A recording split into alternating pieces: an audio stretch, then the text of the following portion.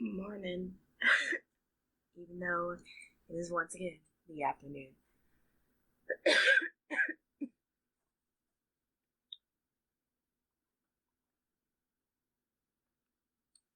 Oh, alright, so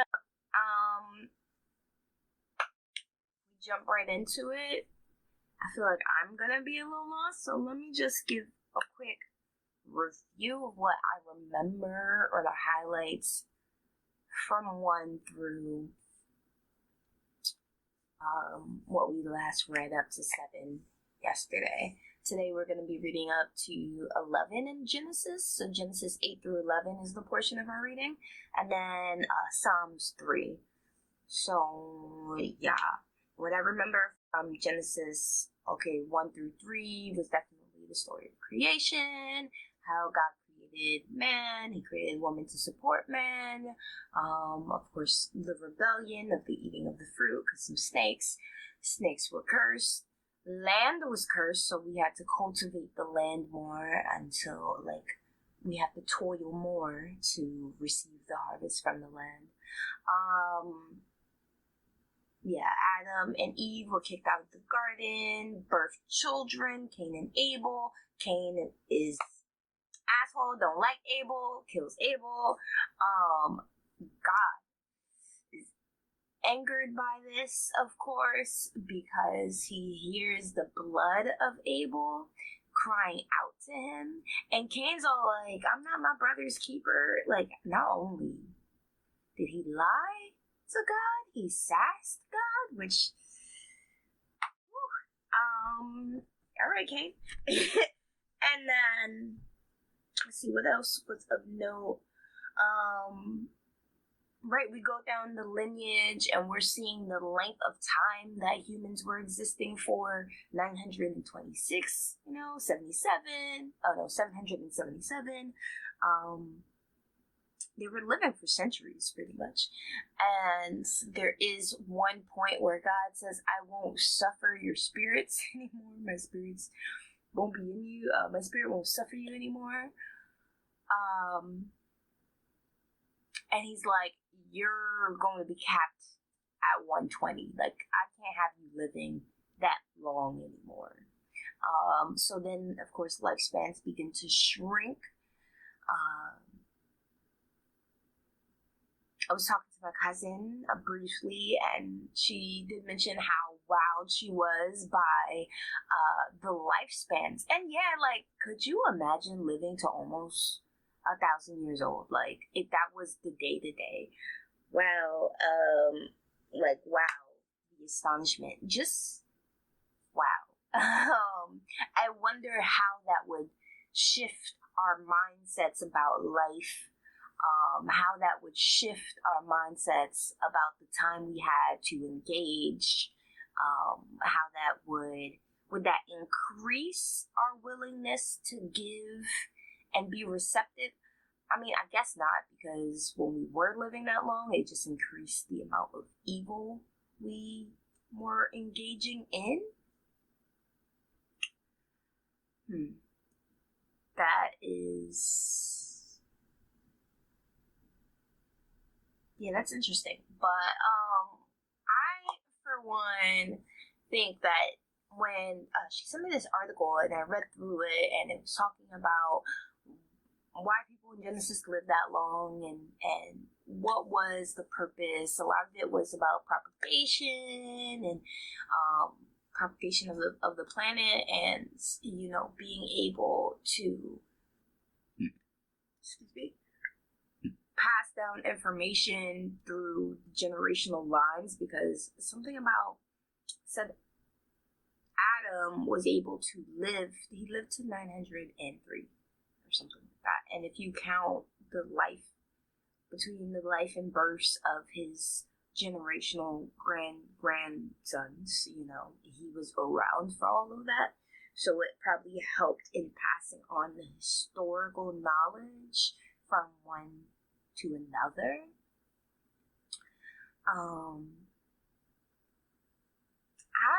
If I had to hypothesize, I would say the length of time that humans was living is because God created us in his image. He is a being of eternal life.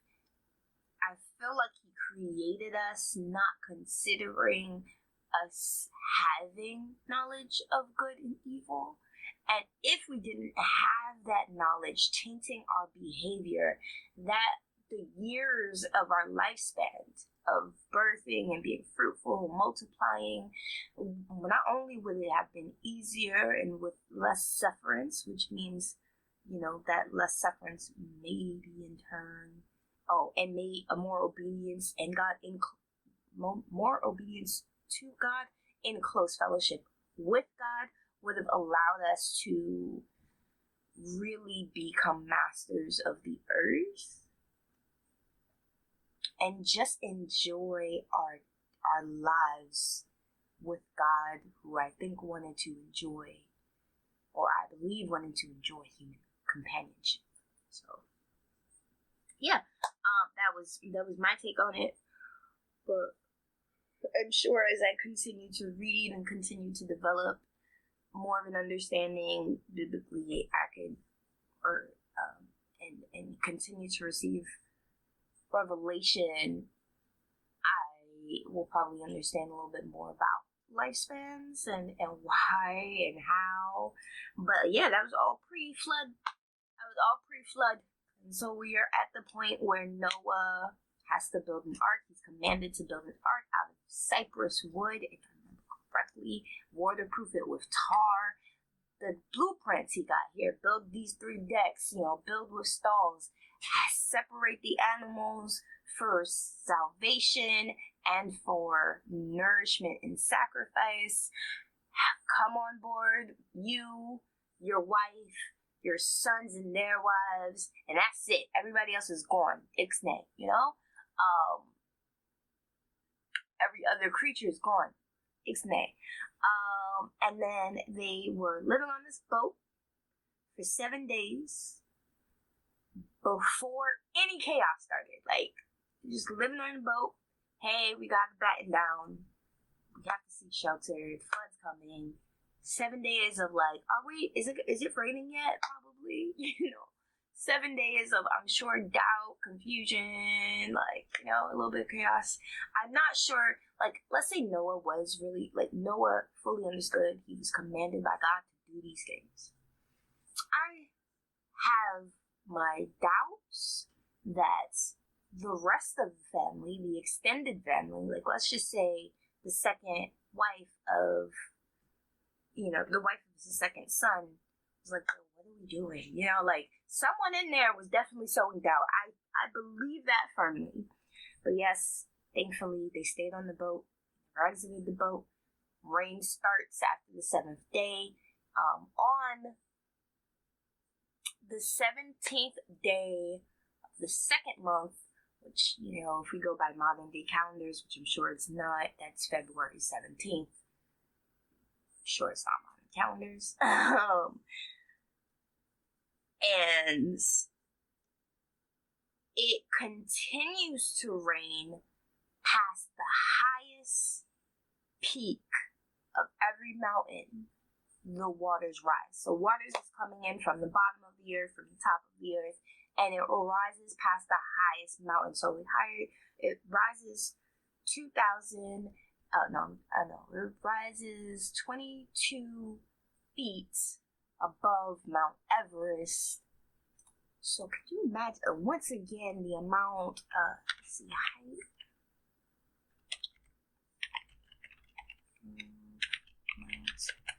Mount Everest. Yeah. Mount Everest is 29,032 feet. So imagine just water for days. I don't know, there weren't any windows in this boat either. Water for days. 150 days to be exact.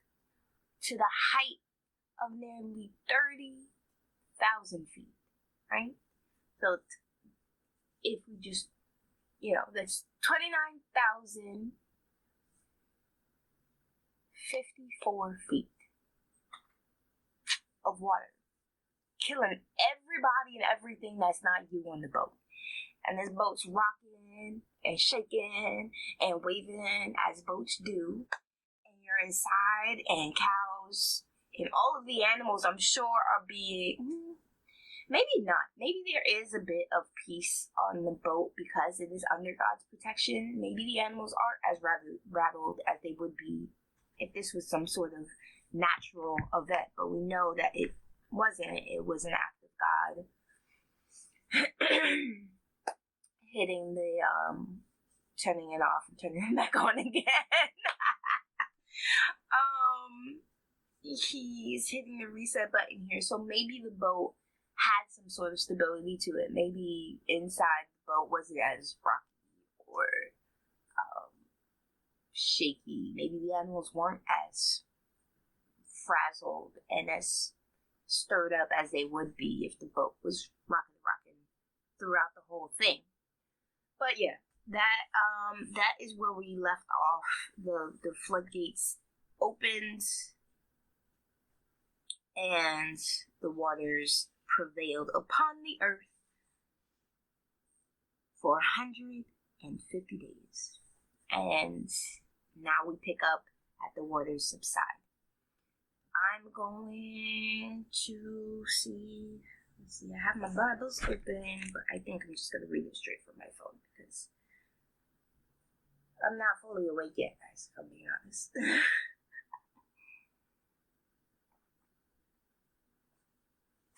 The flood recedes.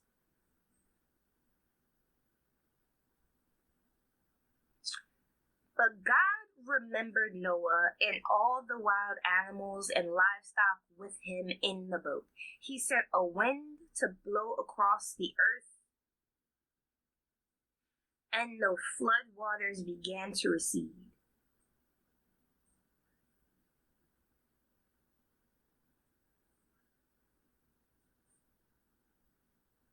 How strong of a wind does that have to be to clear out nearly 30,000 feet of water?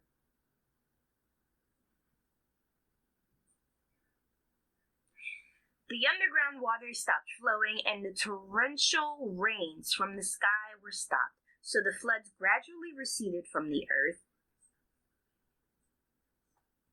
After 150 days, exactly 5 months from the time the flood began, the boat came to rest on the mountain of Ararat. Oh! I feel like I read this in passing. The fine Noah's Ark at Mount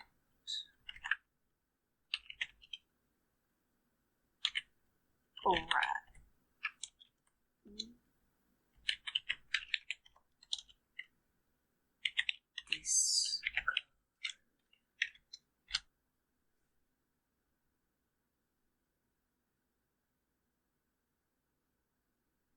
In 2004, media evangelism founder Andrew, whatever, and Pastor Boaz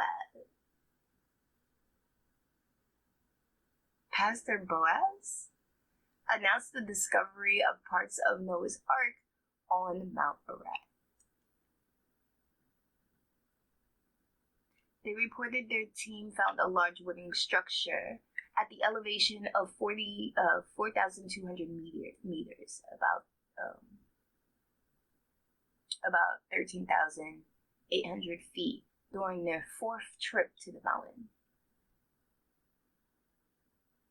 I feel like there were more recent claims. This one's from October 4th, 2021. I'm going to read into this more because I do believe there were claims that the mountain was found, the Noah's Ark was found on top of Mount Ararat in Turkey, which I think is fascinating. So I'm going to read more about that later, and if it seems to pan out, because research, I'll add that to tomorrow's reading.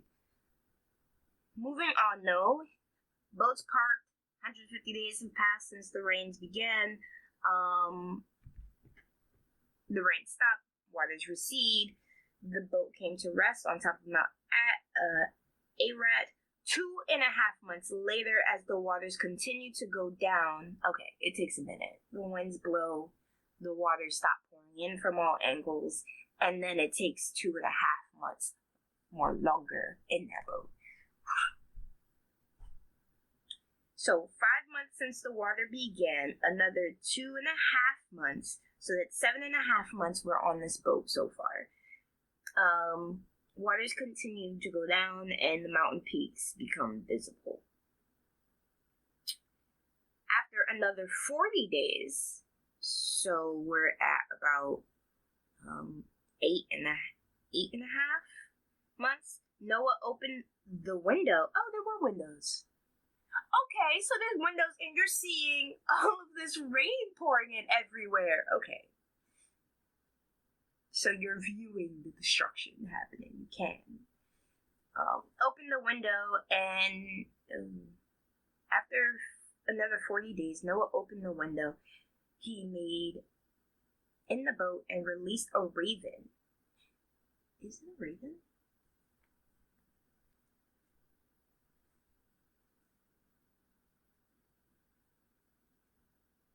Raven. Okay. The bird flew back and forth until the floodwaters of the earth had dried up. He also released a dove to see if the water had receded and it could find dry ground, but the dove could find no place to land because the water still covered the ground, so it returned to the boat. And Noah held out his hand and drew the dove back inside. After waiting another 7 days, Noah released the dove again. This time the dove returned to him in the evening with a fresh olive leaf in its beak. Then Noah knew that the floodwaters were almost gone. He waited another 7 days and released the dove again. This time, it did not come back. Noah was now 601 years old. On the first day of the new year, 10.5 months after the flood began, the floodwaters had almost dried up from the earth. Noah lifted back the covering of the boat and saw that the surface of the ground was drying. 2 months went by, and at last the earth was dry.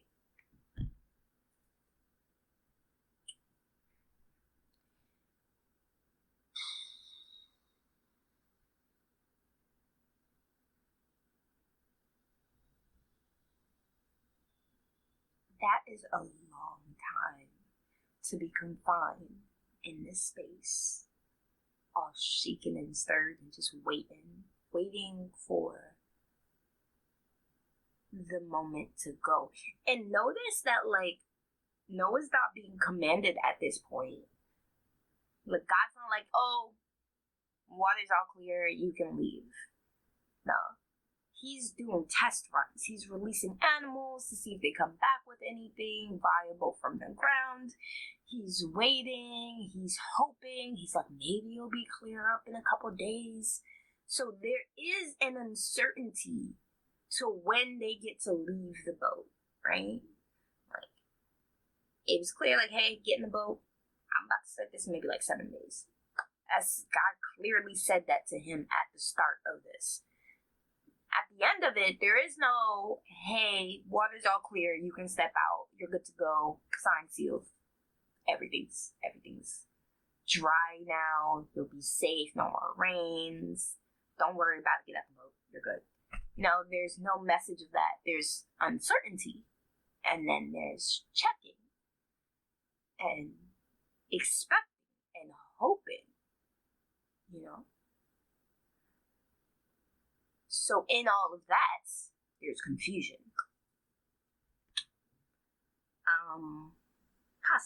There's possibly confusion.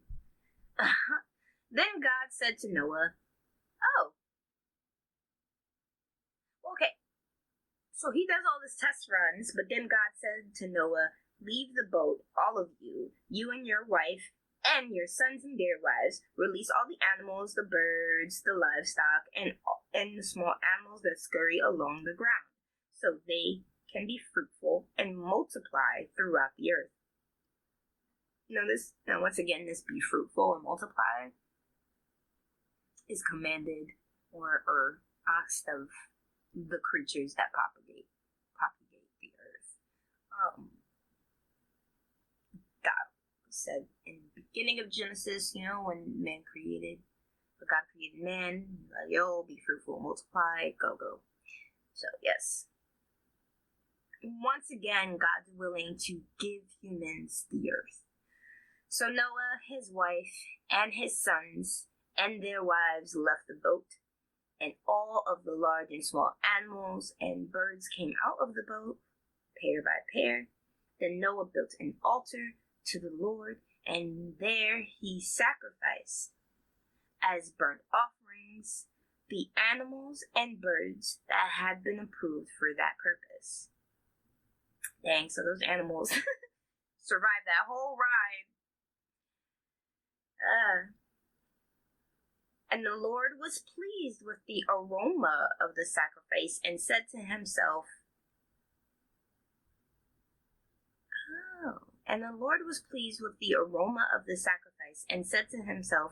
I will never again curse the ground because of the human race, even though everything they think or imagine is bent towards evil from childhood.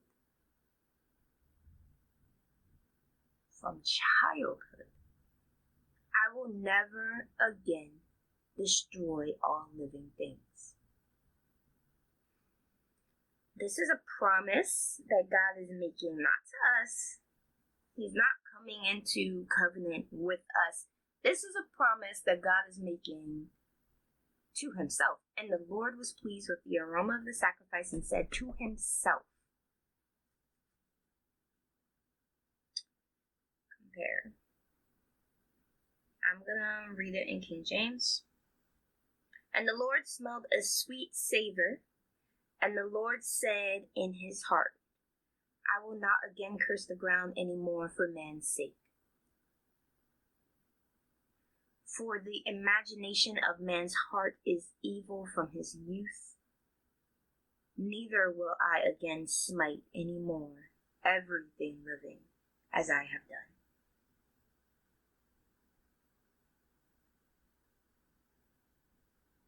I wonder if this is a promise he makes himself with remorse.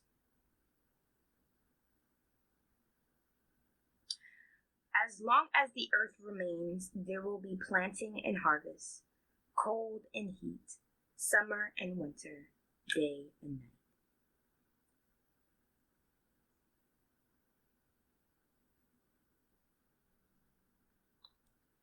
God confirms his covenant. God confirms his covenant in Genesis 9, we're at the top. Then God blessed Noah and his sons and told them, be fruitful and multiply, fill the earth, all the animals of the earth, all the birds of the sky, all the small animals that scurry along the ground, and all the fish in the sea will look to you with fear and terror. I have placed them in your power. I have given them to you for food, just as I have given you grain and vegetables. But you must never eat any meat that still has lifeblood in it.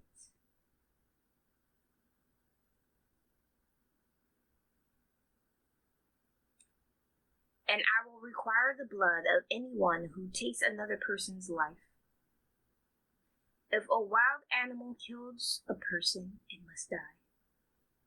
And anyone who murders a fellow human must die. If anyone takes a human life, that person's life will also be taken by human hands.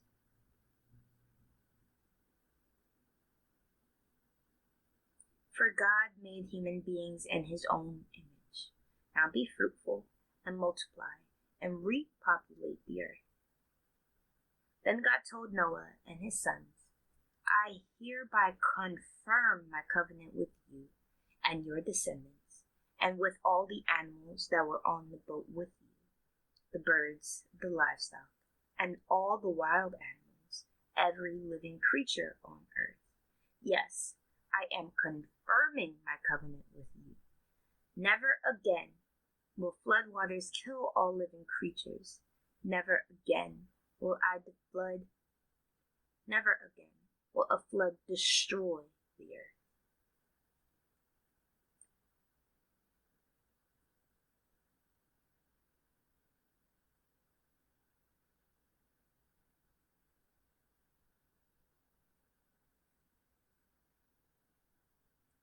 Then God said, I am giving you a sign of my covenant with you and all living creatures for all generations to come. I have placed my rainbow in the clouds. It is a sign of my covenant with you and with all the earth. When I send clouds over the earth, the rainbow will appear in the clouds, and I will remember my covenant with you and with all living creatures. Never again will the floodwaters destroy all life. When I see the rainbow in the clouds, I will remember the eternal covenant between God and every living creature on earth. Then God said to Noah, yes, this rainbow is a sign of the covenant I am confirming with all creatures on earth.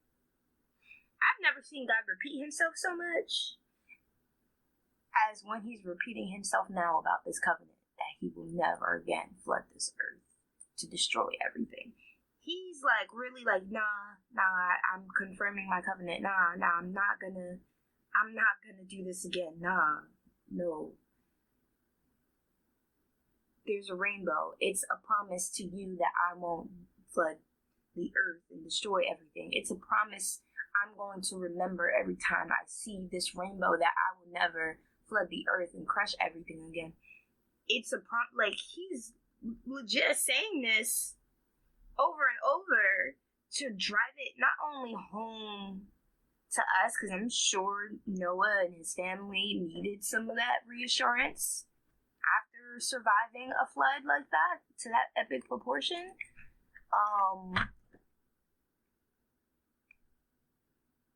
I think he and themselves needed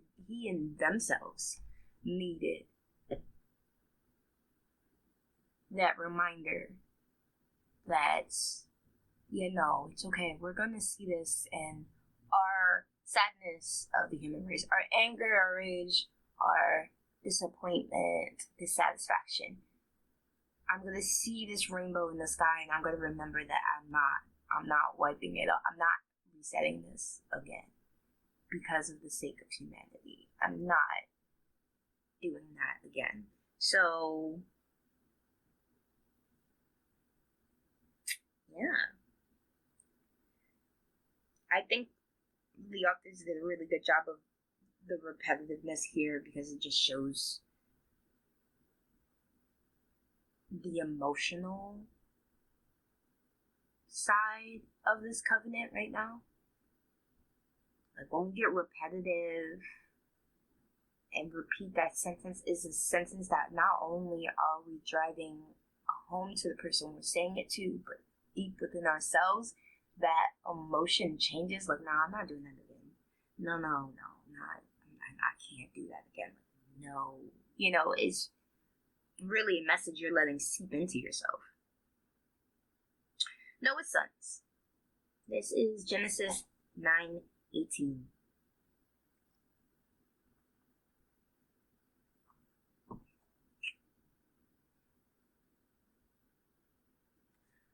The sons of Noah who came out of the boat with their father were Shem, Ham, and Japheth.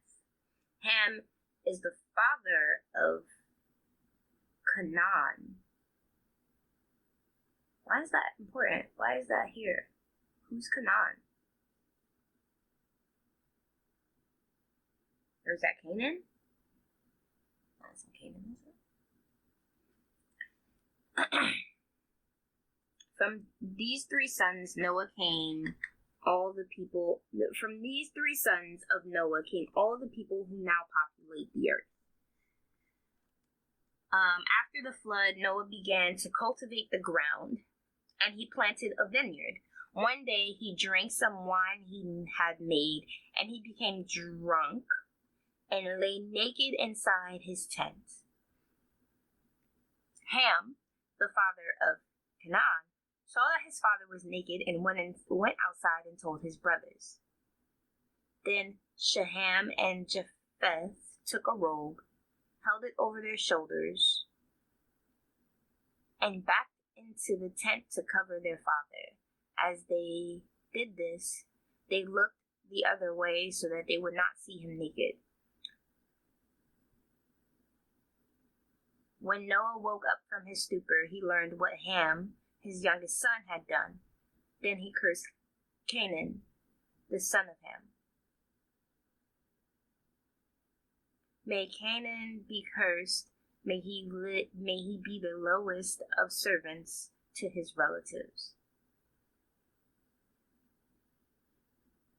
I'm confused. What is he upset about? That he told his sons that? Nah. I don't get it. He told his sons, so the youngest son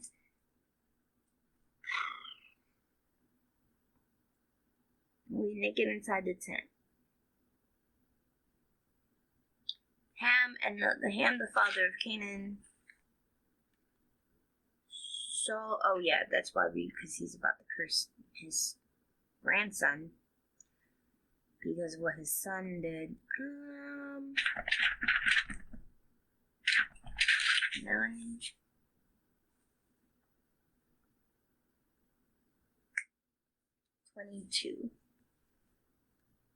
Actually, let's go back a few steps. We're going to go to 19.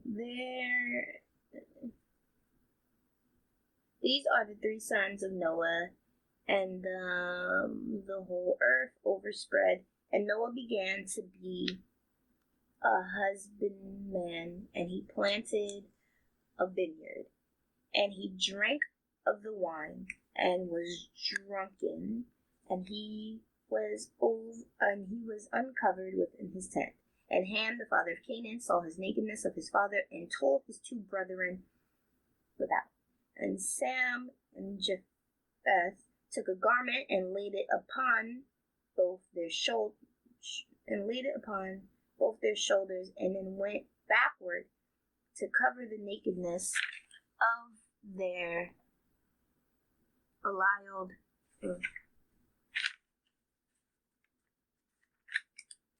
These pages are so thin. And covered the nakedness of their father, and their faces were backward, and they saw not their father's nakedness. And Noah woke up from his wine and knew what his younger son had done unto him, and he said,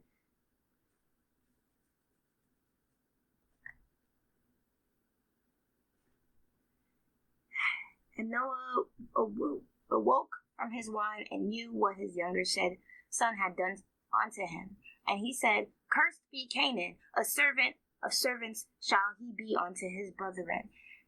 And he said, Blessed be the Lord of God of Shem, and Canaan shall be his servant.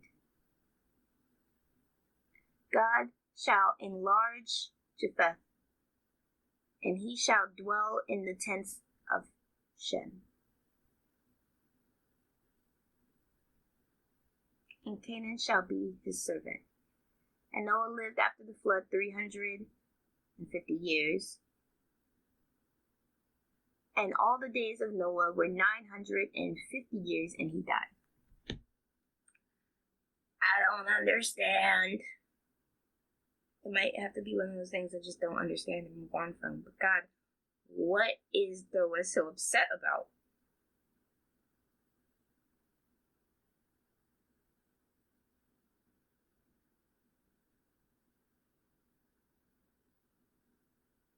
After the flood, Noah began to cultivate the ground, and he planted a vineyard. One day he drank of wine, so he was drunk and laying naked, and Ham's like, yo, Dad's naked inside the tent, I guess. And then Shem and Japhet are like, I don't want to see my father naked, ew. Like, come on, man up, man. Maybe not man. So they place this robe over him after all of this, like, we'll go in backwards and we'll hold the blanket over us that will cover him with that, which I guess was meant to be a night gesture. As they did this, they looked the other way to not see him naked. When Noah woke up from his stupor, he learned what Ham, his youngest son, had done. Then he cursed Canaan, the son of Ham.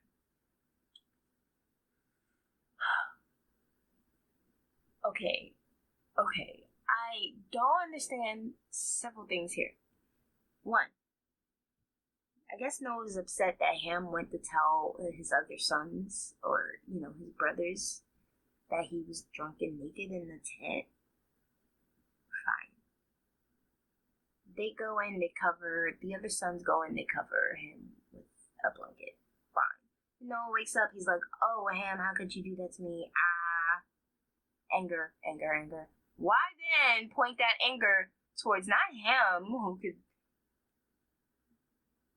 but his son? Why let his son, your grandson, carry the burden? Or why make his son Canaan carry the burden of his father's sin? Or sin against you?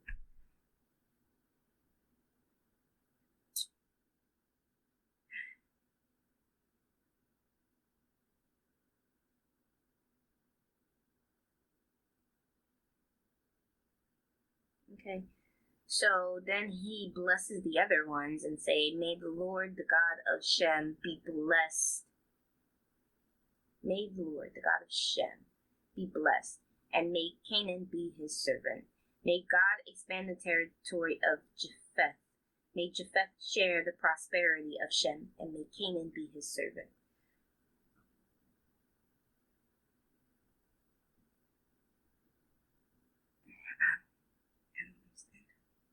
I don't understand, but I'm moving on anyway. If you want to provide me with some clarity and not later.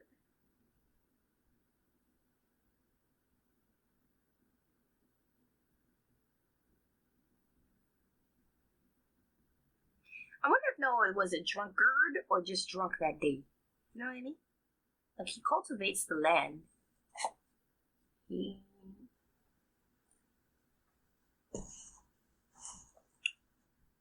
Like, I don't know if the show's any real.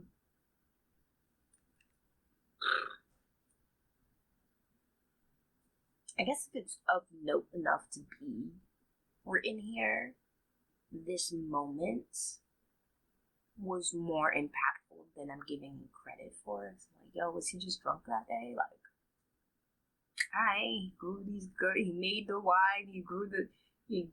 He was tasting his product. Like. But I'm sure there's more weight to this moment than I personally am giving it credit for.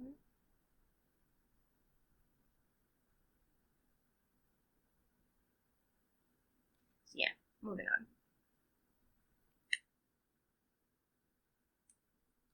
Genesis 10. This is the generations of Noah. This is the account of the families of Shem, Ham, and Japheth, the three sons of Noah. Many children were born to them after the great flood. Descendants of Japheth. The descendants of Japheth were Gomer, Magon, Madai, Javan, Tubal, Meshech, and Tiras. Tiras. The descendants of Gomer were Ashkenaz, Riphath, and Togarma. The descendants of Javan.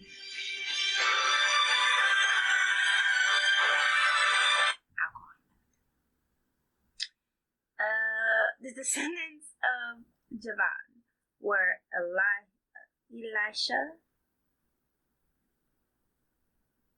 Yeah, the descendants of Javan were Elisha, Tarshish, Kittim, and Rodanim.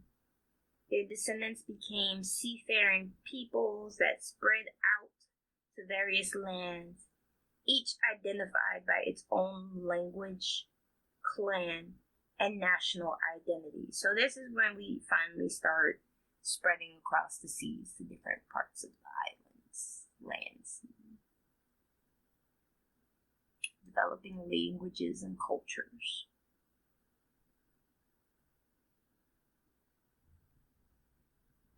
The descendants of Ham. The descendants of Ham were Cush,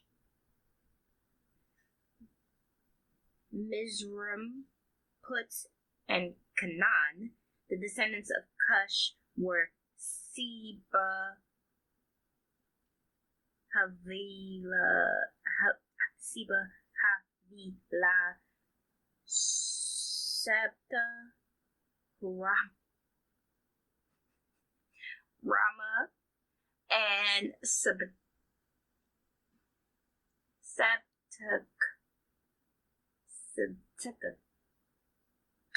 The descendants of Raham were Sheba and Dedan. Cush was also the ancestor of Nimrod, who was the first heroic warrior of Earth. Yeah, but Nimrod was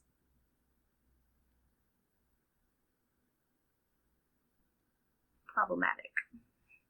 Since he was the greatest hunter in the world, his name became proverbial.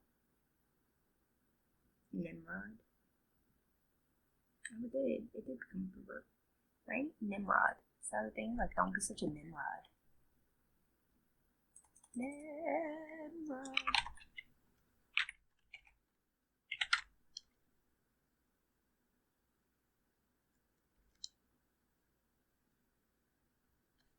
There's a movie.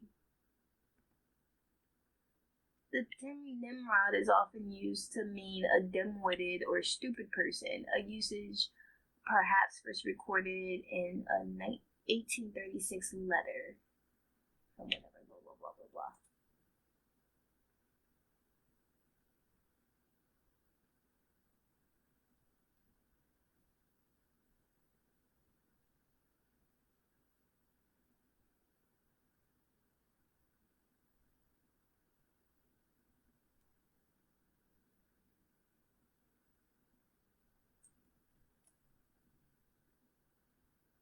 No, these are just books. Okay, there are books, style movies.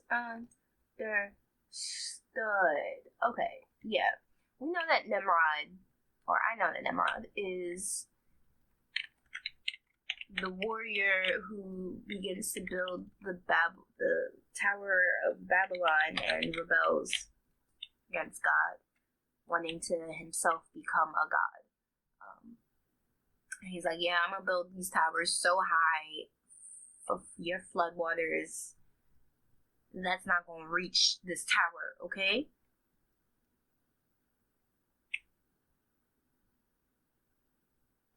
Such flawed logic, like. Okay. Anyway, so Cush was also the ancestor of Nimrod, and Cush comes from Ham. And Ham is also the problematic guy who, I guess, upset Noah in the tent that day. I'm just connecting lineages, you know.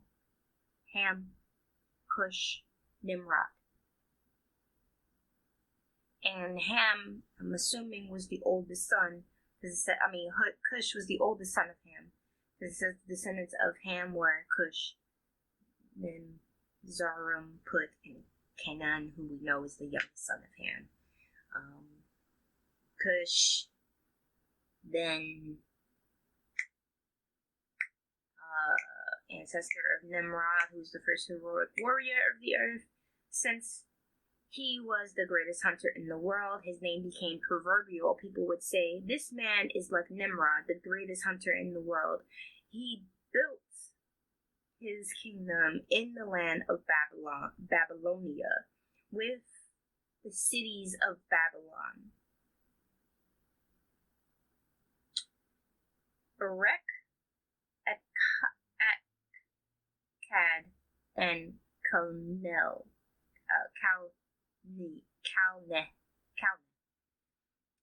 Those were the cities of Babylon. From there, he expanded his territory to Assyria,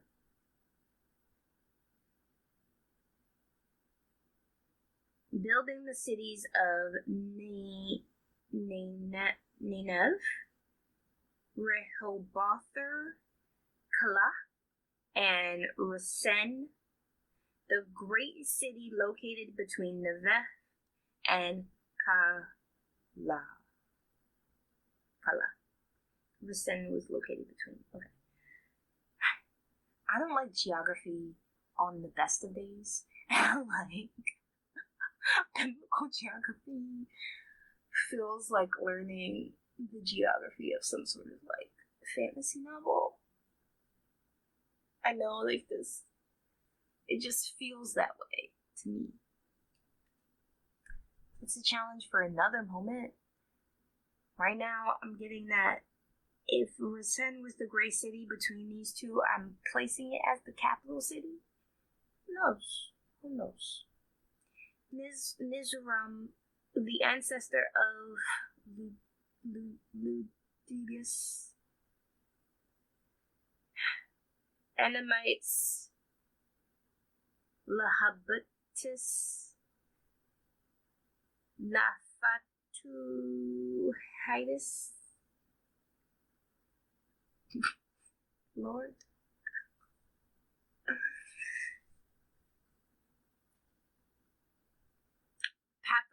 Patharusites,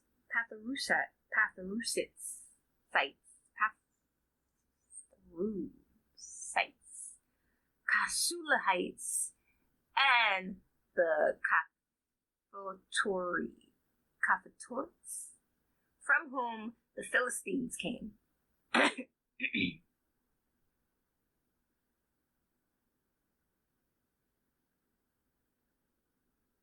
Who's Mizoram again? Oh, descendant of Ham. Okay. Second descendant of Ham. Canan's oldest son was Shidon, and the ancestor of the Shidonians. Canaan was also the ancestor of Hittites, Jebusites, Amorites,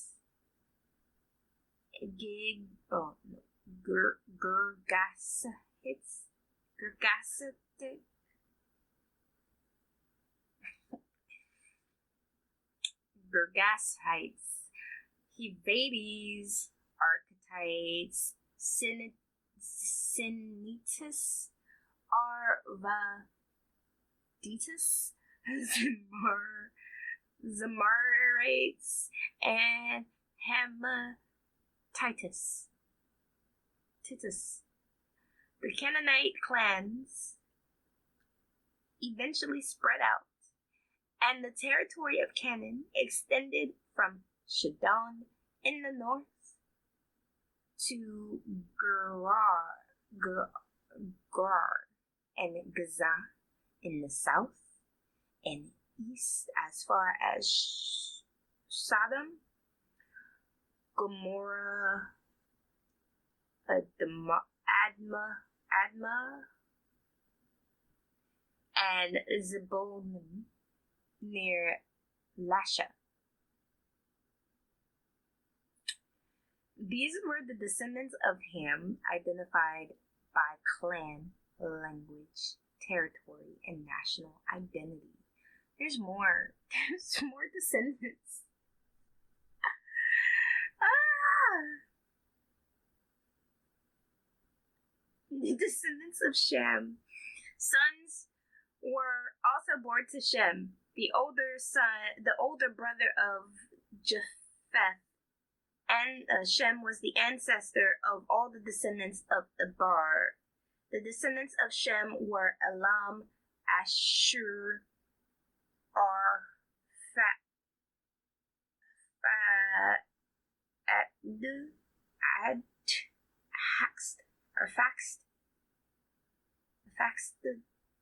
Lud, and Aram. The descendants of Aram were Uz, Hul, Gither, and Mash. Oh, thank you. Thank you. Aphaxad was the father of Shelah, and Shelah was the father of Ember, and Ember had two sons. The first named Peleg, which means division. Okay. And for during his lifetime, the people of the world were divided into different language groups. His brother's name was Joktan. Joktan was the ancestor of Al-Modad,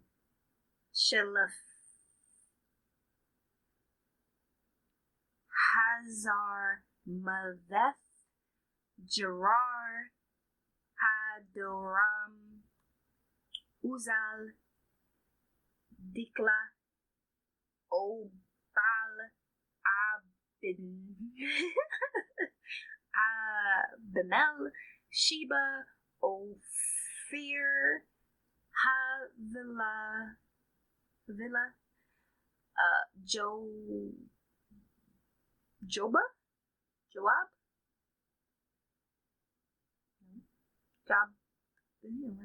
All these were descendants of Joktan. The territory they occupied expanded from Mesha all the way to Sephar in the eastern mountains. These were the descendants of Shem, identified by clan, language, territory, and national identity. The conclusion: these are the clans that descended from Noah's sons, arranged by nation according to their lines of descent. All the nations of the earth descended from these clans after the great flood.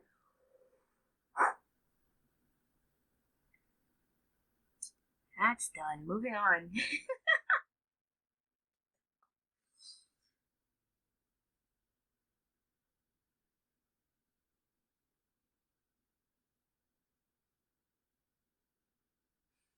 The Tower of Babel. At one time, all the people of the world spoke the same language and used the same words. As the people migrated to the east, they found a plain in the land of Babylonia and settled there. They began saying to each other, "Let's make bricks and harden them with fire." In this region, bricks were used instead of stone, and tar was used for mortar. Then they said, "Come, let's build a great city for ourselves with a tower that reaches into the sky. This will make us famous and keep us from being scattered all over the world." Okay, so Babylon, first skyscraper. How is it possible? Bricks. Bricks are existing now. People are like, towers. Yes, we can build that. We can reach the sky. It's going to add a claim to us in our city, and no one's going to want to leave. Population's important here as workforce. Population's point. Workforce. You need to be a prosperous city.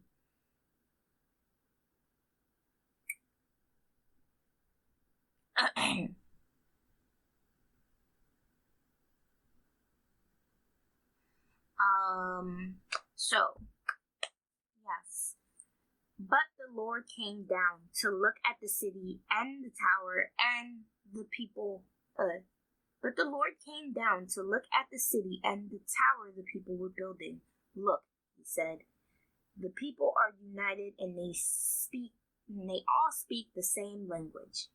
After this, nothing they set out to do will be impossible for them. Come, let's go down and confuse the people with different languages. Then they won't be able to understand each other. In that way, the Lord scattered them all over the world, and they stopped building the city. That is why the city was called Babel, because that is where the Lord confused the people with different languages, and this way he scattered them all over the world.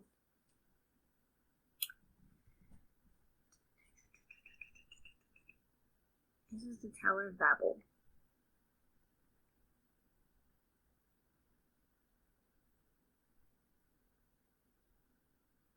But the Lord came down and looked at the city and the tower and the people, the city and the tower the people were building.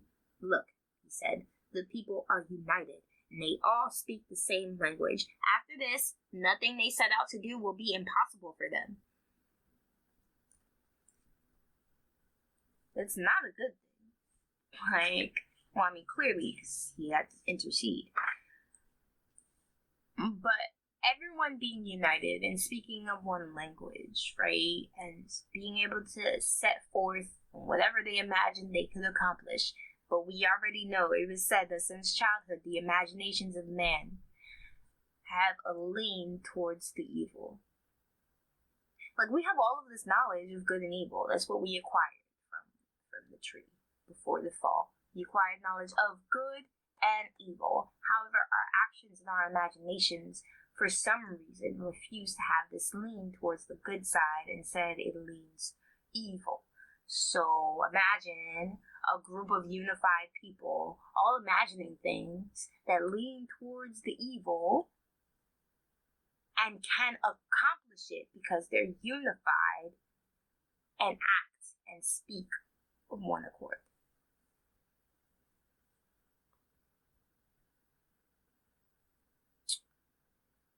So, sprinkle a little confusion on that. Y'all can all have your different languages.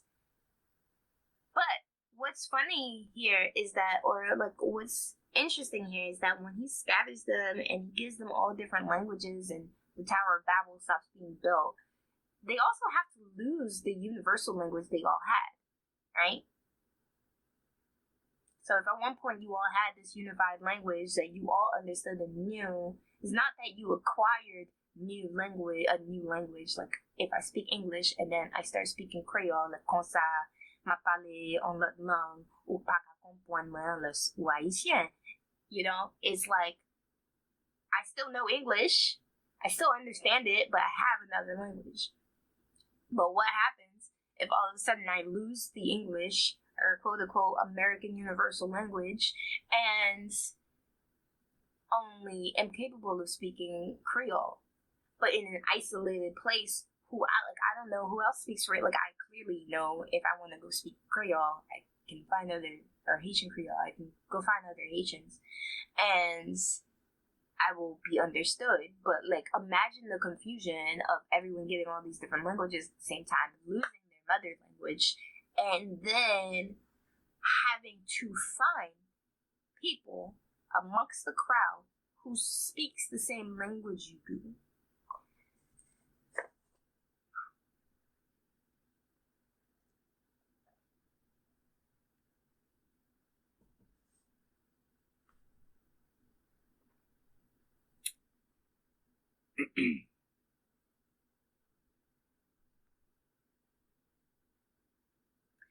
In that way, I want to read this in comparison, please. And the Lord said, behold, the people is one, and they all have one language, and this they begin to do, and now nothing will be restrained from them, which they have imagined to do. Let's go down, and confound their language, that they may not understand one another's speech. Okay.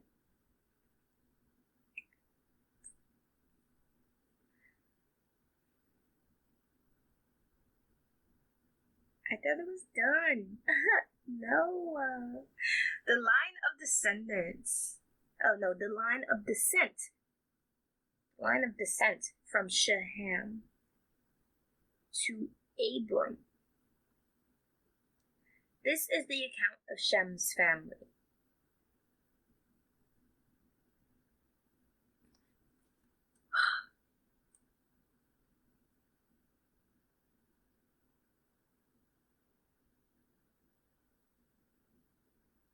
I know the genealogy is important, but okay. All right, move on. 2 years after the great flood, when Shem was 100 years old, he became the father of Arphaxad. After the birth of Arphaxad, Shem lived another 500 years and had other sons and daughters. When Arphaxad was 35 years old, he became the father of Shelah. After the birth of Shelah, Arphaxad lived another 403 years and had other sons and daughters. When Shelah was 30 years old, he became the father of Eber.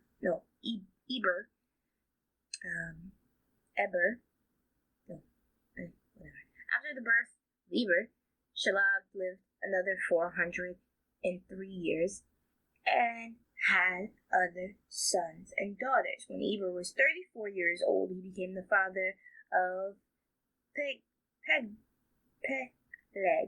After the birth of Peleg, Eber lived another 403 years and had other sons and daughters.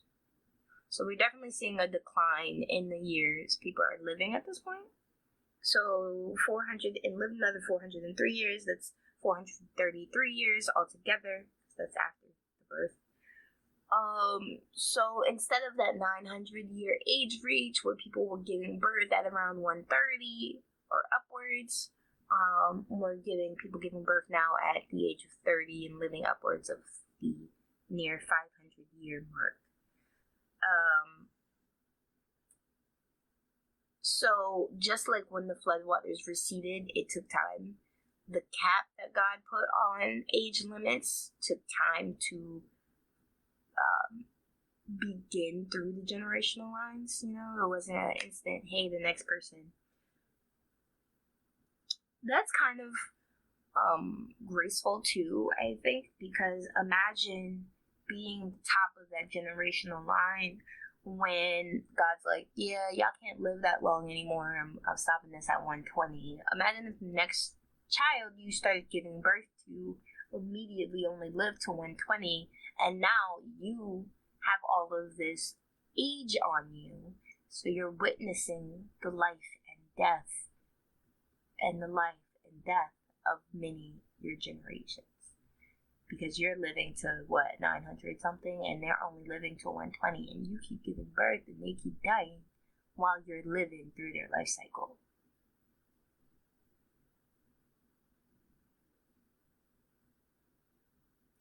Even in his punishments, our Lord, is graceful.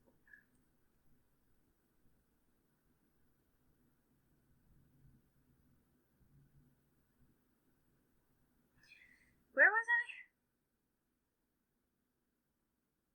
Moving under. Okay. Genesis 11:16. When Ember was 34 years old, he became. Oh no, I think I read that already. Whatever. He became the father of Peleg.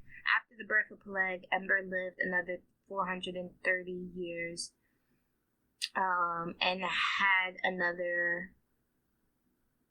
other sons and daughters. When Peleg was 30, he became the father of whatever. After the birth of Peleg lived another 209 years. So this man only lived to 239. I say only, this man lived to 239 years. After Ru was 32, he became the father of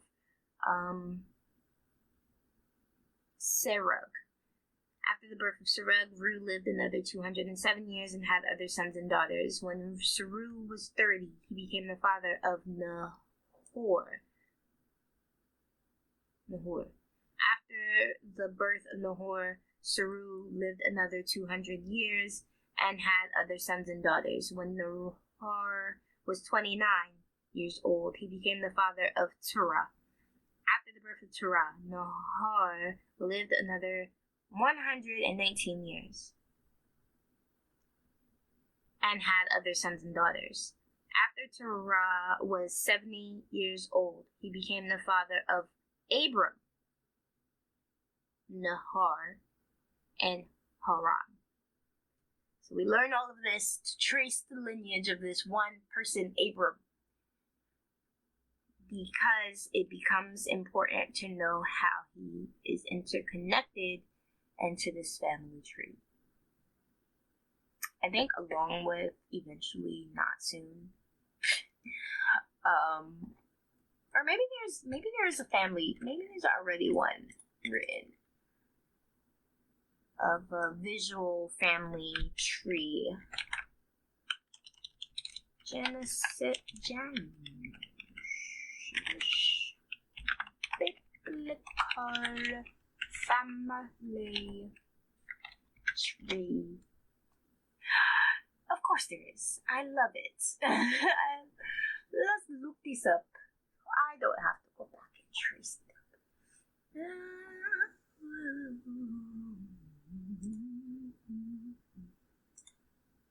There's a whole poster that you could buy for $19.95. Okay, it starts with Adam, Cain and Abel, Noah, then Shem, Ham, Japheth, the flood, all of that happens. Abram, Sarah, ooh, are they cousins? Well, obviously they're cousins. Okay. Wow, okay. I'm going to get a crisper version of this. This is actually kind of cool, this genealogy thing. And I'm going to post it on the page somewhere of Daughters of Yeshua, not under any of the videos, but just so there's like an album of it.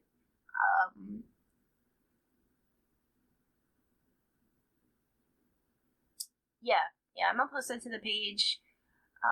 That way, because I know the lineages keep happening. They keep popping up because the authors find it important to trace lineage. God finds it important to trace lineage.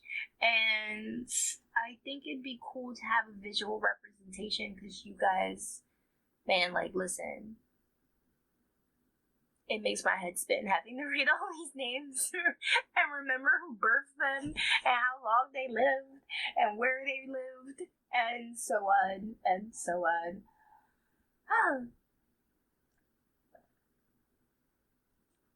Also, the time spans of who was around while they all lived is also a bit of an intrigue. So I'll research that and hopefully find some in-depth filings. I'll see if there's any kind of video on it and add all of that to the page. Daughters of Yeshua. Alright, we are nearing the end.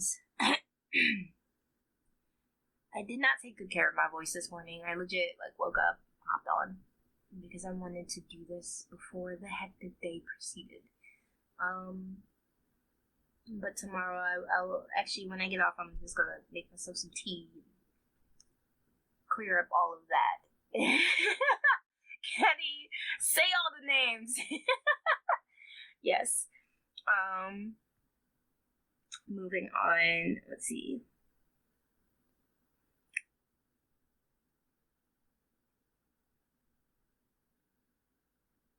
Yeah, okay, so we finally get down to the lineage of Abram, Nahor, and Haran. And the family, we move on to the family of Terah.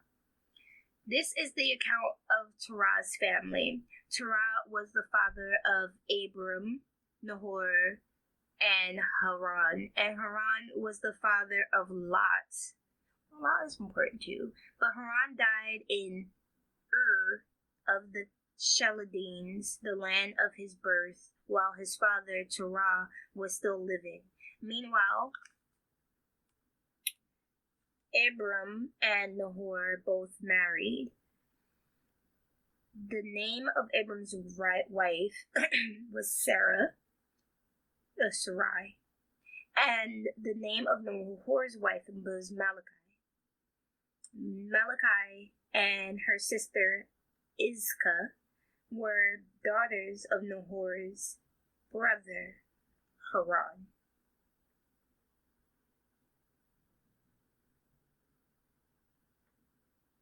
But Sarai was unable to become pregnant and had no children. One day, Terah took his son Abram and his daughter-in-law Sarah, his son Abram's wife, and his grandson Lot, his son Haran's child, and moved away from Ur of the Chaldeans. He was headed for the land of Canaan. But they stopped at Haran and settled there. Terah lived for 205 years, and he died while still in Haran. Okay. Psalms 3. This is a psalm of David regarding the time David fled from his son Absalom. I don't know why David had to flee from his son. O Lord, I have many enemies, so many against me. So many are saying, God will never rescue him. But you, O Lord, are a shield around me. You are my glory, the one who holds my head high. I cry out to the Lord, and he answered me from his holy mountain. I lay down and slept, yet I woke up in safety, for the Lord was watching over me. I am not afraid of 10,000 enemies who surround me on every side. Arise, O Lord, rescue me, my God. Slap all my enemies in the face. Shatter the teeth of the wicked. Victory comes from you, O Lord. May you bless your people.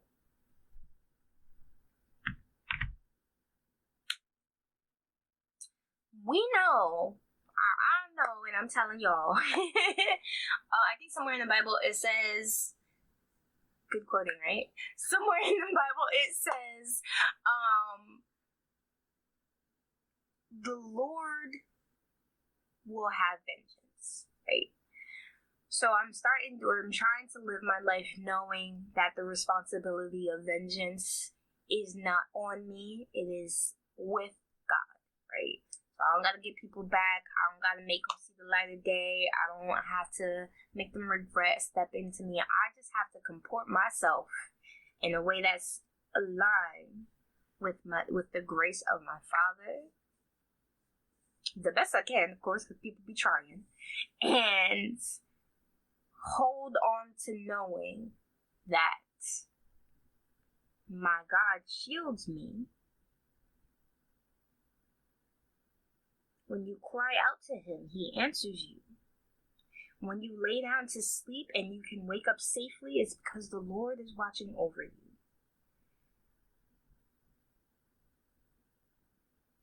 Arise, O Lord, rescue me, my God. Slap all my enemies in the face and shatter the teeth of the wicked. Victory comes from you, O Lord. May you bless your people.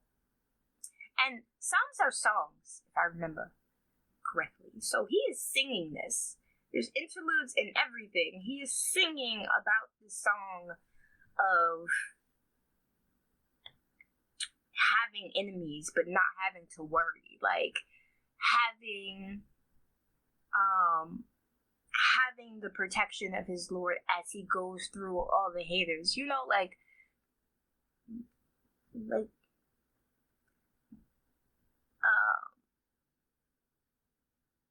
like, I'm not afraid of y'all because the Lord is watching over me. I don't have to be afraid of y'all.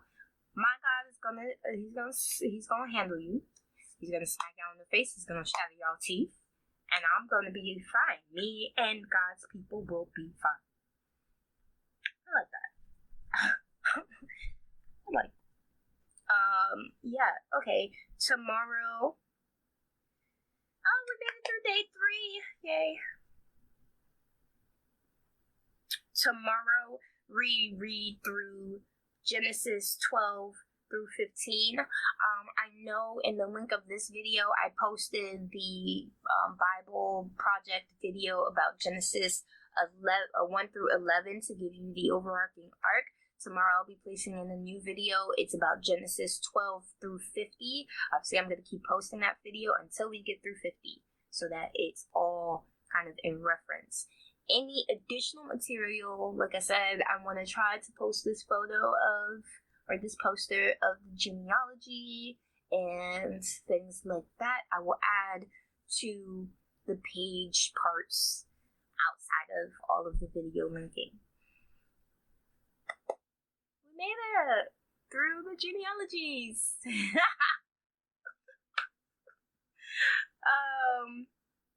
Yeah. I don't have any major takeaways. I think I did get lost in the sauce a little bit of just trying to keep everyone traced in my mind. I did see the notable decrease of age happening. I like that it was a slow decrease of age. I find that that's graceful rather than, like God could have made it an instant. I think it's crazy to have gone through such an intense flooding, to have survived and witnessed the flood. I'm sure the story of that rang throughout the ages, because that's we're learning of it now. So yes, the story of that rang throughout the ages, but it really impacts rainbows really drive home to me the emotional state of God when he makes that covenant, I'm going to remember. This is so you can remember. This is so we can remember. This is a promise. He says it over and over and over again to the point where I'm not going to destroy this earth again and everyone living on it the way I just did. I won't do that for the sake of humanity anymore, or because of humanity anymore, however you want to read that translation. It's either for the sake of or because of. I still find it heartwarming that even in God's rage and dissatisfaction, he was able to set apart humanity and give them another chance. He saved the file, He's like, here, try again, repopulate, be fruitful, but no, I'm not doing this again. He does have to come down and intervene once again at the Tower of Babel. I can only imagine had his intervention not occurred, had he not scattered the people, had he not confounded them with different languages, removed the universal mother language, had he not done those things, what kind of evils could have prevailed throughout the land? Obviously, this is God coming down, and right now he's interacting with the world in person, or in being. I do know somewhere there is a promise that he won't interact with the world anymore, if not through humanity, not through a human. So, I am gonna be alert for when that little note pops up so I can remember where it is and how it fits into the context of the story. So we basically got through the first half of Genesis, right, where it's the creation, the the deed, so to speak, of the world. Like, you are the owners of the land. Take good care. And then we go through the rise and fall of Adam and Eve, down to their lineages and the continual prevailing evil presence that likes to ring through the lands. Then we have the giant flood that lasts. Oh, I have to remember to look into the ark as well. Then we have the giant flood that lasts. What was it? It was like 10 months. The whole thing between the flooding, which lasts 150 days, and then the drying up, which lasts another, I think it was like 5, 6, 7, 8 months. Like that. I'll get accurate numbers when I go back. But we have this family who survived through all that. I'm sure it changed their view. I wonder if it rocked their faith. I wonder how closely they began to understand God's intentions from there. Clearly there was a bit of dissension, right? Because Noah goes and he's getting drunk off his vineyards. I don't think if there was a close relationship there, if there was a close fellowship between Noah and the Lord continuously, he would have been so drunk of spirit to even have what occurred in the tent. I am gonna assume for now, until new information changes the mind, until new downloads have entered my head, that Noah is upset with Ham about the whole just telling people I was naked in the tent. Like, why'd you have to go snitch? You know? So we'll make it that simple. Yes. Then we learn about some laws here that if you kill a human, at least a human, so the cycle kind of repeats itself there. Shall any wild beast kill a human, it too has to die. We learn that God is against the death of humanity in a violent manner. One human on human violence, human on human crime, to speak. And what else? Oh, what I did know about food was, because I told you food was one of the things that I want to learn more about here, dietary kind of ideals from the Bible. It mentioned that here I'm giving you these animals to eat, just as I've given you the trees and the leaves to eat, the vegetables and stuff. So I think at that point we finally get meat added into the diet.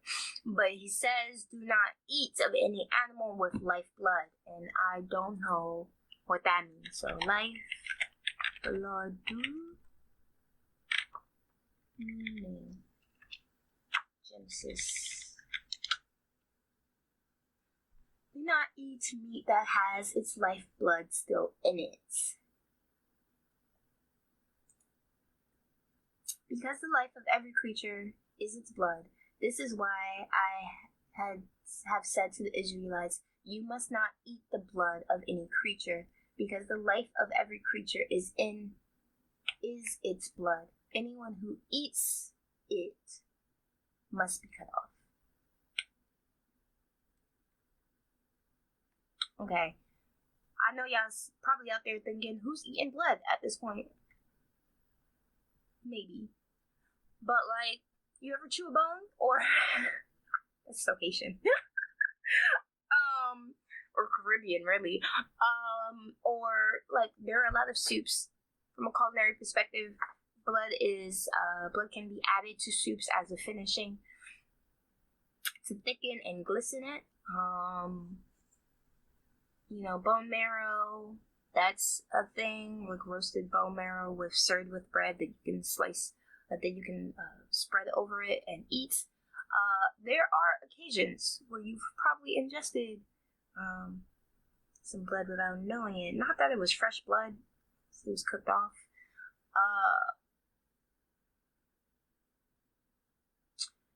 Yeah, I'm yum, yes.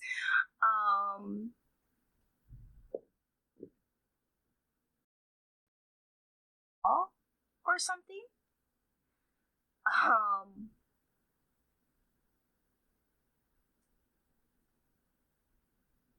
But I think that's interesting when he's saying that every creature, when it's saying that creature's life is the blood, is when you go back to Cain, right? Cain and Abel, we get the understanding that God's like, yo, the blood of Abel is crying out to me.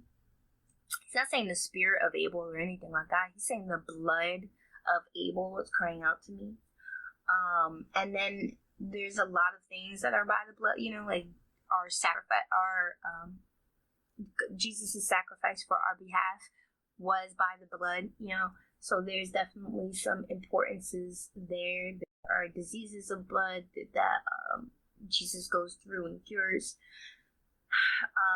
Under the law of Moses, certain foods were considered unclean for consumption, including any meat with blood still in it. The early church urged Gentile believers to abstain from eating bloody meat in order to not offend their Jewish brothers, to distance themselves from the practices of the pagans. Yeah, I'm seeing, or I'm not getting enough link to understand how the don't eat with lifeblood animals thing is relating to this day and age. I think I have to conceptually try to understand what that means. Like, does it mean killing the animal, draining the blood from it, and then eating only the meat? Does it mean cooking off, or like not eating anything raw?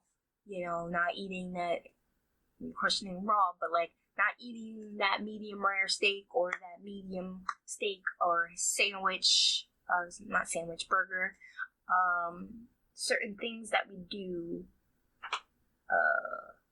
roast beef, for instance, it can be a little raw and pink and bloody on the inside, although it's roasted for a pretty long time. Yeah, I'm not going to be able to make these changes instantly. I fully understand that. But I do want to at least acquire the knowledge to know how the changes need to be made. So God, thank you for every bit of clarity you've provided with me in reading your word today.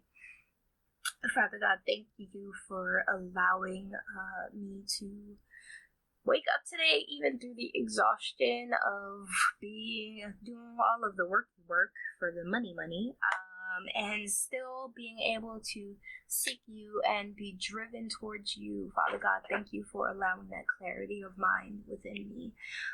Search me, oh God, know that I am looking for you. If there's anything within me that needs to be cleansed and removed, if there is any understanding within my mind that is holding me away from you, that is keeping me captive from you, please enlighten me so that I may work along your side to break those chains and remove me from those habits. Father God, I ask that you bless everyone who is watching. Continue to enlighten our minds as we seek your word, as we continue to make progress towards you. Father God, I ask for your love, grace, guidance, and patience as it is already freely flowing. Thank you for everything you have done to get me to this moment and in this day.